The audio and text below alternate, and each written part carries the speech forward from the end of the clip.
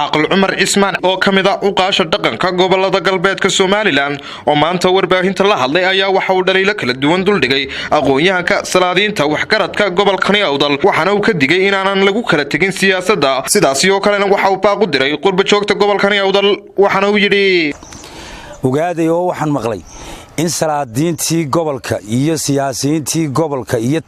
mutacalimiintii gobolku dhammaantoodba ay saaka ku sugan yihiin magaalada Hargeysa waxay maanta ku sugan yihiin xirada xisbiga kulmiye dhexdiisa ka oodan idag ka sii oodan oo jiitinta iyo dhacantaba loo jiiday aad iyo aad baan uga xumahay xiro idag ka sii dhexoodan in dhaqanka iyo mutacalimiinta iyo siyaasiyiinta gobolku ay isku xiriiriyaan aad baan uga xumahay waan cabaaraynaya waxa haboon wixii gurigaaga ka bariyaa guriga kalena ka bariyaa la yiri te sidii siilaanyo tulkii ka yeelay saylicina inuu tulkii ka yeelahay markaynu xagga kale eegno yani siilaanyo wuxuu tolkiisa uu ka yeelay baa saylicina waajib ku ah inuu tolkii ka yeelo markii uu siilaanyo madaxnimada ka degayay uu siyaasadda iska dhigayna xisbigii iyo taladii iyo siyaasadii habar jeclo uma dhiibin in adeerkiina uma dhiibin inanka uu adeer yahayna uma dhiibin sida reerkii intuu eegay wuxuu u dhiibay ninka isaaq ugu galbeeday isagoo raba inuu dadka isku xidho oo ay dadku sii wada jiraan isagoo raba buusaa yeelay okay saylici hadaba markaan xagga saylici eegno muxuu ka yeelay isaguna gadabuursi isagoo kaasoo waan ku canaanana gadabuursigu inaanu sidii siilaanyo ka yeelin saylici laakiin haddana isagana saylicna wixii bal wax qabadkiisii aynu dib u eegno iyo sida uu yahay saylici horta runtii cimriga Soomaaliland wuxuu jiray 30 sano dadka Soomaaliland waxa lagu qiyaasaa 3 milyan 30 ka sano Soomaaliland cimrigeedu jiray saylici marka 3 loo qaybiyo qayb uu xukumay waaninkii ugu cimriga dheeraa ee madaxnimada Soomaaliland haya 10 sano ayuu maanta joogaayo haya 3 milyan ee Soomaaliland 20kii kale qaybsadeen saa markay tahay maanta waxaan eegayay inuu Soomaaliland oo dhan cirib gacanta ku hayo Soomaaliland oo dhan inuu gacanta ku hayo oo ay u guntanaato ayaan filayay hadduu waayay inuu gadabuursi isagoo guntan xisbiga dhexdiisa la yimaado na waan eegay hase ahaatee maan eegayn in uu Suldaan Ibrahim iyo Suldaan Abshir ay difaacaan Suldaan Baade iyo Suldaan Saleebaano weerar ku aadan horta taasi waxa weey baylaha ka timid weey waxay ahayd yacni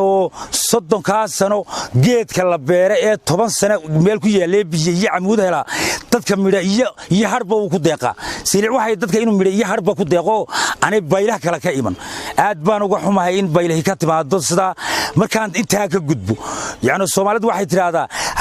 haddii ay tigaado noqoto caws dunaa baa la yiraahdaa dunaaga markay noqotana dulin baa galo xoolaha de waxbay u dhintaa gubad baa lagu sameeyaa dabeetana markaas uu doog cusub soo baxa xooluhu cad iyo caanay noqdaan marka haddii sidan dhacday oo siyaasiyiintii iyo salaadiintii iyo aqoonyahankii ay murmeen gobolkii hantaaq bay ayaa ku dhacsan waxaan leeyahay dadka markuu sidaa u eega saylici waxa ahayd maadaama beesha uu ka soo jeedana laba goor madaxweyne ku xigeen soo noqotay beesha kalena ay madaxweyneba soo noqotay beesha dhexe ee gadabuursi maanta inuu u dhiibay saasa gobolnimada iyo gadabuursinimada iyo cadaaladduba ku imanaysa aad baan anigu u taageersanaa in mar labaad beesha loo dhiibo oo wixii ka dhiman shuruudna waxa la yiri shuruud baa ka dhinaatay ninkii isku sharaxay beesha dhexe ee gadabuursi haddii aan sidaa la yeelin gobolnimada iyo midnimadu halis bay noqonaysaa waxaanaynu maqalaa mar walba Soomaaliland la wada leeyahay in la helaa wanaagsan haddaan gadabuursinimo la wada leeyahay aan la helina de Soomaaliland la wada leeyahay la heli maayo cadaalad bay gobolka Awdal ka doonaa Soomaaliland haddaanu isaga dhexdiisu cadaalad iyo walaalnimo iyo isku tanaasul sameeyna de Soomaaliland laga heli maayo cadaalad iyo isku tanaasul waxaan leeyahay isku tanaasulo dib ha la isku noqdo miiska ha la yimaado maslaxad iyo walaalnimada ha la dhiso beesha dhexe ha la raadiyo iyadu may qaban kursiga sare ee madaxtooyada inta markaan ka gudbo yacni waxa la yiri nibba Professor Salebaan Axmed Guuleed aad iyo aad baan ugu hanweynaa Soomaaliduna saasay ugu hanweynayd yacni waan eegaya inuu qabto shir Soomaaliyeed hadduu shir Soomaaliyeed waayana inuu shir Somaliland qabto waan eegayay laakiin inuu beel kamida gobolka inaan ka soo jeeda intuu degta ku qaato Hargeysa u taariibiyo haday taasi ayaan daray tahay cilmigii iyo cududii iyo sharaftii iyo karaamadii awlaana waxba u dhimay yacni laba nin baa wax jirtay oo joogi jiray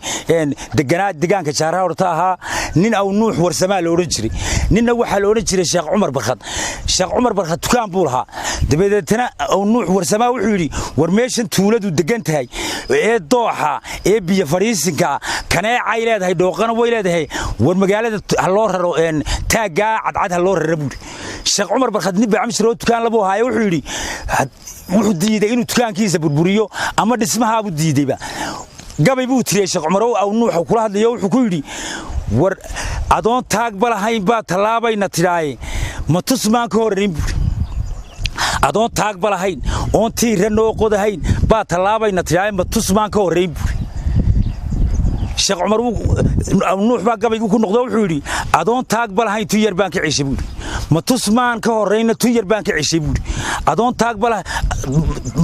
ma tusmaan ka horeyn tu yar baan ka cishay iskuulkaasi la taageed tol waxaynu nahay tacabkii ku idlaaday war ma bilaash tacab buu ma tusmaan ahayn adoon taag balahayn tu yar baan ka cishay nin haduu istuumo uu tagoogiisa arko sheeyuu la tagay wuxuu inbu ka taraayay Sheekh Umar oo tolka ka fogow Saleebaan nin haduu istuumo mutacallim noqdo inuu tolka ka durka wanaagsanay Saleebaan tolka ka durub inta markaan yacni ku soo koobo waxaan ka codsanayaa bulshada reer Awdal ee dibadaha jooga ee jaaliyada mar hadii salaadiintii iyo siyaasiyiintii iyo mutacallimiintii ay isku marmeen waa 10 ama waa 12 ama waa 15 yacni shanta suldaan iyo saddexda wasiir iyo labada madaxweyne ku xigeen iyo intii soo raacda inta Soomaalidu waxay daaqa la gubi dad la gubi ma daaqa xumaadeen la gubaay oo gubad meesha ka soo baxay doog cusub uga soo baxay nimanka inaad u soo dirtaan fiise Yurub aad u dirtaan dalku si aw doog cusub iyo dad yar yar oo siyaasiyiina ama dhaqanka ka shaqeeya ama siyaasadda ka shaqeeya si ay u soo baxaan oo meesha u baneeyaan fiise u soo diraan ka cusubnaa diyaarad iyo fiise u soo dirtaan tigidhkoodana u soo jirtaan dadka